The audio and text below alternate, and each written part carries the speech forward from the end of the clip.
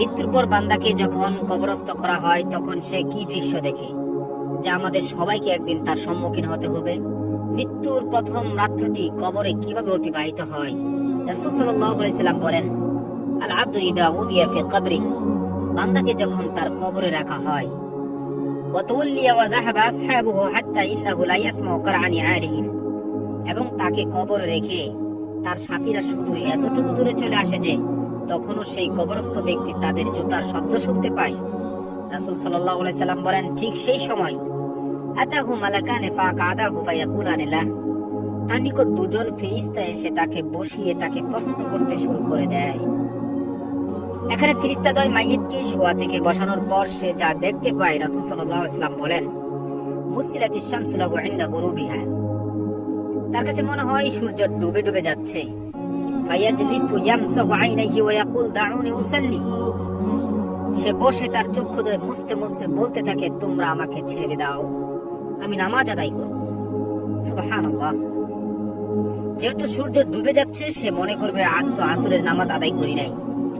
ফেরেশতাদ্বয় তখন বুঝতে পারে লোকটি দুনিয়াতে নামাজে মুত্তাকি ছিল। ফেরেশতাদ্বয় তখন বলতে থাকে, আপনি কবরের জগতে, এখানে নামাজ রোজা কিছু নেই, সুতরাং আগে তুমি আমাদের প্রশ্নের উত্তর দাও। আর রব্বুক, তোমার রব কে? ফায়াকুলু রব্বি আল্লাহ, তখন সে বলে, আমার রব হলো আল্লাহ। ফায়াকুলুনা লাহু মা দীনুকা, তারা উভয়ে তাকে প্রশ্ন করে, তোমার দিন কি? ফায়াকুলু দীনিয়াল ইসলাম, মুমিন বান্দা বলে, আমার দিন হলো ইসলাম। ফায়াকুলানি লাহু মা হাদার রাজুল আল্লাযী বুইসা ফীকুম, তারা প্রশ্ন করে, এই লোকটি তথা রাসূল সাল্লাল্লাহু আলাইহি সাল্লামের চেহারার দিকে ইশারা করে বলা হবে, তোমাদের মাঝে প্রেরিত হয়েছিলেন তিনি কে? ফায়াকুলু হুয়া রাসূলুল্লাহ সাল্লাল্লাহু আলাইহি ওয়াসাল্লাম, উত্তরে মুমিন বান্দা বলে, তিনি হলেন প্রিয় নবী মুহাম্মদুর রাসূলুল্লাহ সাল্লাল্লাহু আলাইহি ওয়াসাল্লাম। ফায়াকুলুনা ওয়া মা ইউদরিক, সব শেষে ফেরেশতাদ্বয় আবার বলে, তুমি কি করে জানতে পারলে? ফায়াকুলু কারাতু কিতাবাল্লাহি ফাআমানতু বিহি ওয়া সাদ্দাকতু, মুমিন বান্দা বলে, আমি আল্লাহর কিতাব পড়েছি এবং তার প্রতি ঈমান এনেছি এবং সত্য বলে স্বীকার করেছি। সুবহানাল্লাহ। এজন্য আল্লাহ তাআলা ইরশাদ করেন, ইসাব্বিতুল্লাহু আল্লাযীনা আমানু বিল কওলি সাবিতি ফিল হায়াতিদ দুনিয়া ওয়া ফিল আখিরাহ, যারা শাশ্বতবাণী তথা তাওহীদে বিশ্বাসী, তাদেরকে ইহজীবন ও পরজীবনে আল্লাহ তাআলা সুপ্রতিষ্ঠিত রাখবেন। সুতরাং কবরে মুনকার নাকির প্রশ্নের উত্তর কেবলমাত্র তারাই দিতে পারবে যারা মৃত্যু পর্যন্ত ঈমানের পথে প্রতিষ্ঠিত ছিল।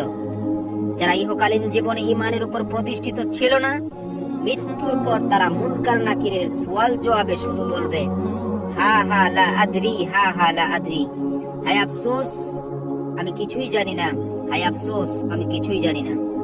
সুতরাং মুমিন বান্দা প্রশ্নের উত্তর দেওয়ার সাথে সাথে আল্লাহ তাআলা ঘোষণা করবেন, আন সাদাকা আবদি, আমার বান্দা সত্য বলেছে।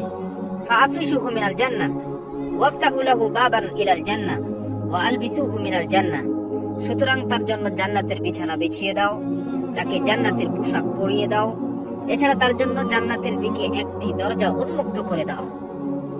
সুবহানাল্লাহ। ফায়াতি মিন রাউহিহা ওয়া তাইবিহা, সুতরাং তার দিকে জান্নাতের স্নিগ্ধকর হাওয়া ও সুগন্ধি প্রবাহিত হতে থাকে। ওয়া ইফতাহু লাহু ফিহা মাদ্দা বাসারি, ওই দরজা তার দৃষ্টিসীমা পর্যন্ত সুপ্রশস্ত করে দেওয়া হয়। সুবহানাল্লাহ।